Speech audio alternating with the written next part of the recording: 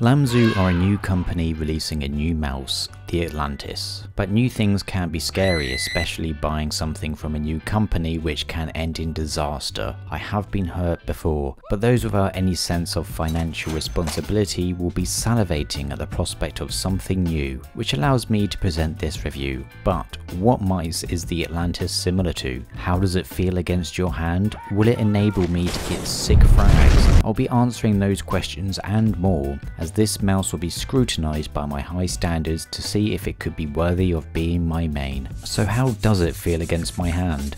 Nice.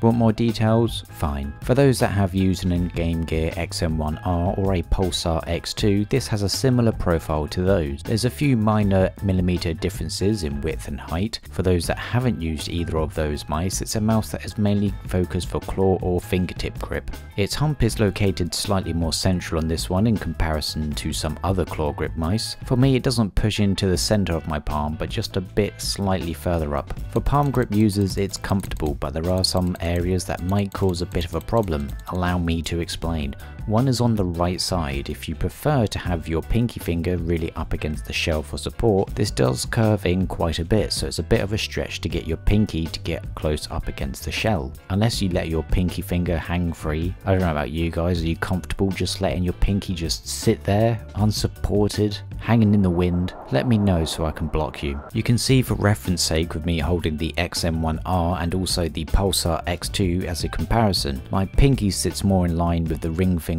whereas the Atlantis, it really is starting to pull inwards in a desperate attempt for support. This is borderline comfortable for me, so I don't mind it, but if I was pulling in any further, it would be a problem. Luckily, the mouse height is enough for my pinky to even slot in here at all, so if you're a squeezer like me, this shape could be a bit of a gamble in terms of comfort. Those that use claw or fingertip grips rejoice, as this mouse is great for those types. I found it very comfortable for this mouse, and it's where the shape really excels. There's also no hangover of the main mouse buttons on the side, so you get a nice little perch for your ring finger if you desire. So with the correct grip type and combined with its 55-gram weight, this could be a very comfortable mouse to use. Even using it with my ape-like palm grip, it was still comfortable for me even after long hours of grinding. So it has a good shape, but there's a long way to go for this mouse to impress, and there's plenty of areas left to go that I can pick apart like a child finding vegetables in their dinner. Coating wise, it has a smooth matte texture, which is perfect. The less glossy mice in this world, the better. There's very little areas for dirt to build up. In fact, the areas that commonly build up dirt, like the seams in the shell, are actually really tiny, so much in fact that they're almost impossible to see with the naked eye.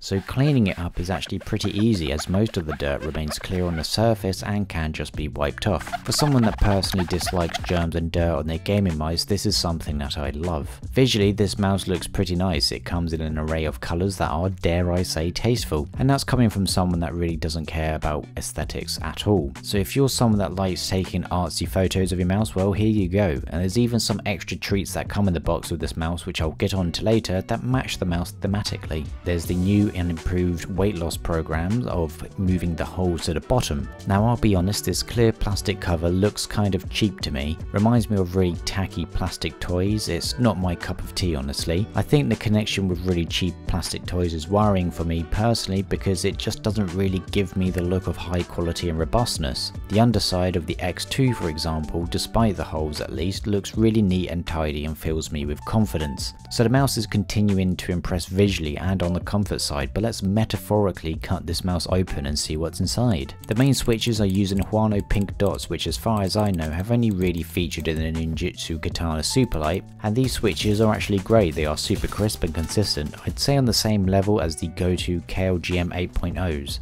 The buttons that sit on top of these have no noticeable pre-travel and very little post-travel as well. The side buttons are well placed, are a good size, consistent and feel nice. But now we get to the part where this mouse unfortunately trips up, the scroll wheel. Now let me start by saying a part of my gameplay testing is playing Dota 2, mainly because MOBAs and real-time strategy games have a lot more clicking in them, so it allows me to get quite a lot of use out of this in a shorter amount of time. And the scroll wheel is, for starters, quite stiff. but there is a problem. On a certain notch on the scroll wheel using a mouse 3 switch is incredibly mushy and it does squeak a bit. Granted, it's only on one notch, but I did say at the start of this review I'll be scrutinising this to my high standards, and well, here we are. I use my mouse 3 button to move the camera in Dota 2, so if my wheel lands on a dodgy notch, sometimes it can get a bit dire, feeling this rub and squeak. Anyway, further inside we go. Inside the mouse you get a 3395 sensor which supports up to 26,000 DPI. This is one of the highest tier sensors you can get. It's energy efficient and also supplies low latency wireless performance. For those that aren't in the loop with the latest sensors, honestly these days the difference between each one is tiny, so ultimately this sensor will be absolutely fine for what you're going to use it for.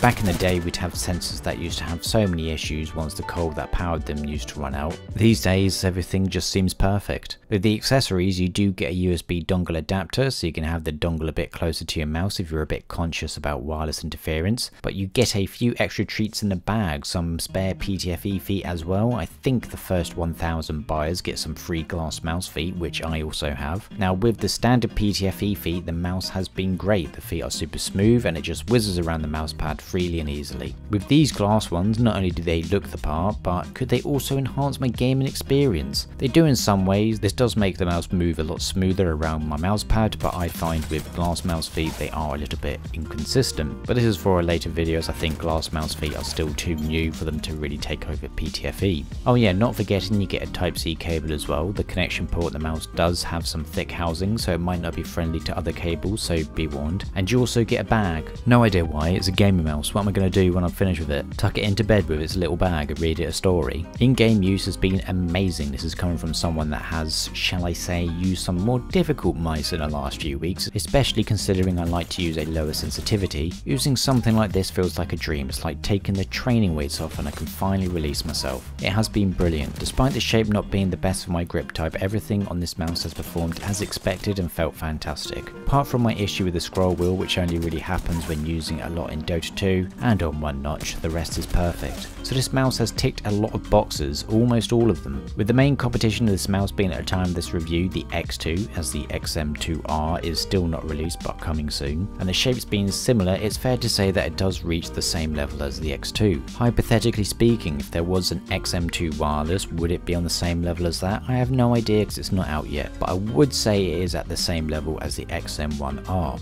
The cost is around $90. This does come from a first time manufacturer, so I guess there is a slight bit of caution as there is still room for quality control issues and whether or not there'll be long-term support. But also I do think it's a bit much asking for people to spend that much on the first product you've made. However, based on my experience with this mouse as it is so far, I think this is a really good mouse, a great mouse, a mouse that has met my high standards of quality, performance and comfort. If the shape suits your needs, then I think this will be well worth picking up. Is it worth getting over the X2? I personally say that the X2 is a safer bet, but that's just because of my personal experience with Pulsar's products thus far being almost perfect. If this company, Lamzu, continues to bring out further products with this high standard of quality, then I don't see why these guys couldn't join them and be a high tier manufacturer. I just hope they focus more on maybe different shapes and don't get caught in the same boring trap of making a mini version of everything they... oh, never mind. If you're wanting to see my thoughts on the X2, I'll have a review up on screen now for you. Go watch it.